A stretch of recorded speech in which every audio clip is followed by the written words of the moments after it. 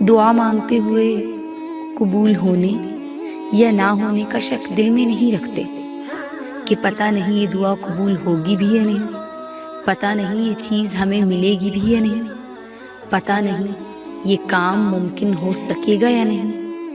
یہ سارے خدشات تو تمہاری ذات کے ہیں، اللہ کی ذات تو اس سے کہیں زیادہ وسیع ہے۔ وہ تو معجزوں کا بادشاہ ہے، وہ جب چاہے حالات بدل سکتا ہے، وہ جب چاہے دل بدل سکتا ہے، وہ جب چاہے لا حاصل چیز سے نواز سکتا ہے، وہ جب چاہے نصیب بدل سکتا ہے۔ اللہ وہ سب کر سکتا ہے جو تم نہیں کر سکتے۔ تو جس کی ذات لامحدود ہے، اس سے محدود دعائیں کیسی؟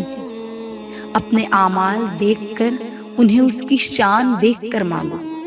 جس نے تمہیں بنایا ہے اس سے بہتر تمہیں کوئی بھی نہیں سمجھ سکتا۔